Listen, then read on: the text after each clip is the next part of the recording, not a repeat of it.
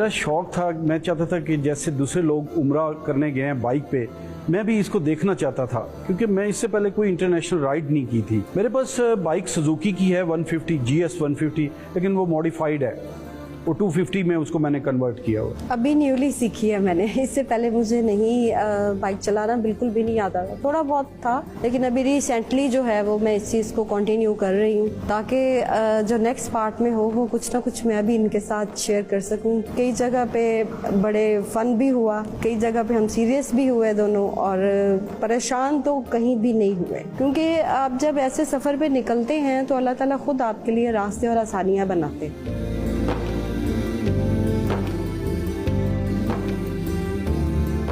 Most challenging यही था जी कि जो डेस्टिनेशन ईरान की हैं उनके दरमियान में जो एक क्रॉस विंड और सैंड स्टॉर्म जो चलते हैं, उसी का डर था और उसी का सामना हो गया, और यही सबसे बड़ा जो मुश्किल पॉइंट था जो फेस किया है। मेमोरेबल पार्ट एक तो ईरान का मुझे पसंद आया, जो मैंने जरोफ से बंदर अब्बास का सफ़र किया है, वहाँ पे मैं वो बार बार मुझे ख्याल आता था कि मुझे यकीन नहीं आता था कि क्या मैं इस ईरान को टच कर रहा हूँ। ये ईरान एक बड़ा मुतबरक कंट्री है। लोकल हम जैसे ही हमने ईरान यानी इंटरनेशनल बॉर्डर क्रॉस किया तो ज़ाहिदान जब हम जा रहे थे तो उस वक्त असर और मगरिब का टाइम हो रहा था, तो हमारा वेलकम वहीं पे हुआ है हॉस्पिटैलिटी का। वहाँ पे कुछ फीमेल्स जा रही थी अपनी गाड़ी पे, तो उनको नहीं पता था, उन्होंने हमें समझा कि ये अंग्रेज़ हैं या ब्रिटिश हैं, ये किसी और कंट्री के हैं। उन्होंने हमारे साथ इंग्लिश में बात की, तो जब उसको पता चला कि मेरे साथ फीमेल है और हम मुसलमान हैं, तो वो इसने हेलमेट उतार दिया। तो उसके बाद वो इतनी ज़्यादा एंक्शियस हुई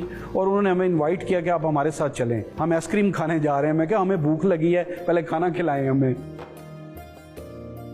देखिए, जो ये कहते हैं कि पर्दा या शरीयत आपको चार दीवारी में रहने का हुक्म देता है, औरत बगैर महरम के उम्रा कर सकती है, हज पे जा सकती है, अक्सर बहुत सारी बातें गलत हैं जो हम लोगों ने सुनी है या लोगों ने जो है वो स्प्रेड की हैं। पर्दे में ज़्यादा कंफर्टेबल आप होते हैं। मैंने ये सफ़र ही, मैं अपना हर सफ़र पर्दा में ही करती हूँ और मैं इतनी कंफर्टेबल हूँ।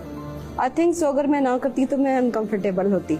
लेकिन आप जब सऊदीया में होते हैं तो इस कदर लोग आपको रिस्पेक्ट देते हैं इस चीज़ की वजह से कि आप पर्दे में हैं। सऊदी अरब बॉर्डर के जैसे जैसे मैं करीब हो रहा था, मेरी फीलिंग बहुत अजीब थी, और ज़िंदगी में ऐसा कभी नहीं हुआ कि मुझे ऐसे लग रहा था कि जैसे मेरी सांसें रुक जाएंगी और ये मेरे से सफ़र नहीं होगा, और मेरे अंदर एक खौफ सा था और ऐसे लगता था जैसे कि ये सफ़र मुकम्मल नहीं कर